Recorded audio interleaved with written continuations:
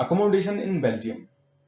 Belgium में क्या होता है, बेल्जियम में कॉन्स्टिट्यूशन को 4 बार अमेंड करा गया, यानी उसके अंदर चेंजेस करे गए, उसको मॉडिफाई करा गया between 1970 to 1993।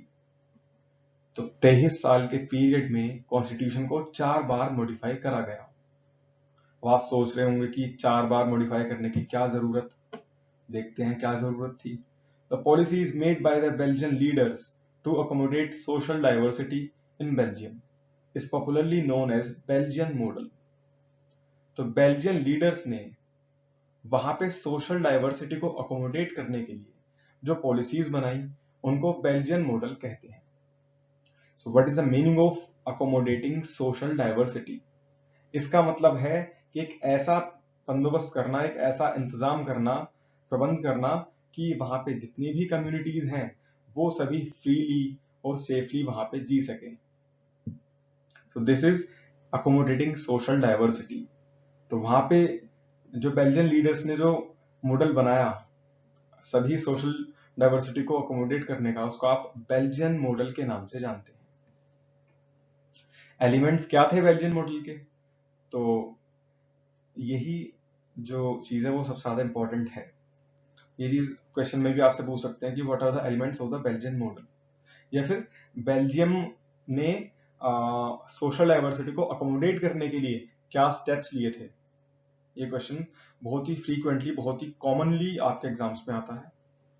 So let us सी क्या एलिमेंट्स हैं बेल्जियन मॉडल के, या what are the steps to accommodate social diversity in Belgium. First one is the constitution prescribed that the number of French and Dutch speaking ministers shall be same in the central government. Constitution ने prescribe किया कि French और Dutch speaking ministers same होंगे central government में। तो भले से Dutch लोग ज्यादा थे, फ्रेंच लोग कम थे, फिर भी वहां पे कॉन्स्टिट्यूशन ने ये क्लियर कर दिया कि सेंट्रल गवर्नमेंट में डच और फ्रेंच लीडर इक्वल नंबर में होंगे। Some special laws require support of majority of members from each community.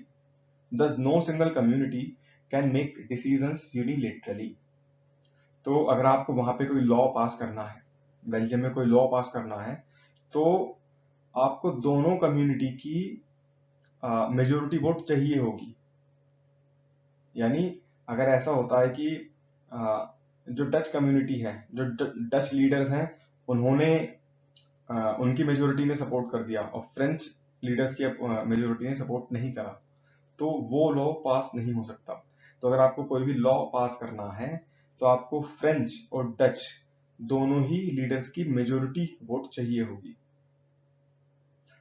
I guess ये बात क्लियर है। एक एग्जांपल देता हूं कि आप ये समझें कि 10 फ्रेंच लीडर्स हैं और 10 ही डच लीडर्स हैं। ऐसा क्यों है? क्योंकि कॉन्स्टिट्यूशन इस बात को क्लियर करता है कि भाई इक्वल लीडर्स होंगे, फ्रेंच भी डच भी, राइट। तो अगर 10 डच होंगे तो 10 फ्रेंच होंगे। तो आप ये समझे कि 6 फ्रेंच लीडर्स ने सपोर्ट कर दिया लॉ को, और अगर आप डच की बात करते हो तो डच में सिर्फ 4 लोगों ने करा, यानी मेजोरिटी यहाँ पे नहीं मिल रही डच लोगों की, तो ये लॉ पास नहीं होगा। या फिर इसका उल्टा देखें कि डच में 10 में से 6 ने सपोर्ट कर दिया और फ्रेंच में 10 में से सिर्फ 4 ने करा, तो फ्रेंच लीडर्स की मेजोरिटी नहीं मिली, तो ये लॉ पास नहीं हो पाएगा। तो वहां पे अगर आपको कोई भी लॉ पास करना है तो दोनों कम्युनिटी के मेजोरिटी लीडर्स का सपोर्ट चाहिए होगा। I think it is clear to all of you. Many powers of central government were given to state governments of 2 regions. यही पावर शेयरिंग होती है कि सेंट्रल गवर्नमेंट की बहुत सारी पावर्स को दोनों रीजन्स की स्टेट गवर्नमेंट को दे दिया गया। State governments are not subordinate to central government, और स्टेट गवर्नमेंट सेंट्रल गवर्नमेंट की सबऑर्डिनेट नहीं थी, यानी सेंट्रल गवर्नमेंट से बंधी हुई नहीं थी, right. State government independently work करती हैं बेल्जियम में, और उनको कुछ पावर्स दी जाती हैं जिनको फ्रीली एंजॉय करती हैं। तो आपने देखा बेल्जियम में एक सेंट्रल गवर्नमेंट है जहाँ पे फ्रेंच और डच कम्युनिटी के इक्वल लीडर्स होते हैं। स्टेट में गवर्नमेंट्स हैं जिनको सेंट्रल गवर्नमेंट की कुछ पावर्स मिलती हैं और वो उन पावर्स को फ्रीली एंजॉय करती हैं। After that Brussels has separate government in which equal representation has been given to both communities. Brussels में भी एक सेपरेट गवर्नमेंट है, राइट। कैपिटल गवर्नमेंट है ना ब्रुसेल्स में, तो वो भी वहां पे क्या है, वहां पे भी number of French leaders and number of Dutch leaders same है ना। अब आप सोचोगे कि भाई यहाँ पे 80% तो फ्रेंच है और 20% डच है, उसके बावजूद यहाँ पे भी इक्वल नंबर। तो चूंकि सेंट्रल में डच स्पीकिंग कम्युनिटी ने सपोर्ट करा, डच कम्युनिटी स्पीकिंग कम्युनिटी ने कोऑपरेट करा, तो कैपिटल में फ्रेंच स्पीकिंग कम्युनिटी ने भी इस बात को सपोर्ट करा और क्या कहते हैं, कोऑपरेट करा कि हाँ भाई हम भी इक्वल नंबर ऑफ लीडर्स के लिए तैयार हैं। Now, French people accepted this because Dutch people has accepted the same in central government.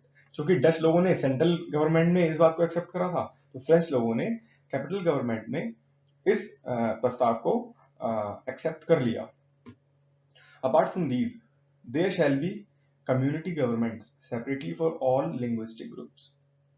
इसके अलावा अब 3 गवर्नमेंट्स आपने देखी, सेंट्रल, स्टेट और एक कैपिटल की गवर्नमेंट। उसके अलावा उसके अलावा कम्युनिटी गवर्नमेंट भी होंगी, है ना, जो कि सभी लिंग्विस्टिक ग्रुप्स को सेपरेटली गवर्न करेंगी। This government has the power regarding cultural, educational and language related issues. Community government का काम क्या होगा कि वो कल्चर से, एजुकेशन से और लैंग्वेज से रिलेटेड जितने भी इश्यूज होते हैं उनको देखेंगी, उनको सॉल्व करेंगी और उनके लिए काम करेंगी। तो आई गेस ये बात क्लियर होगी। नाउ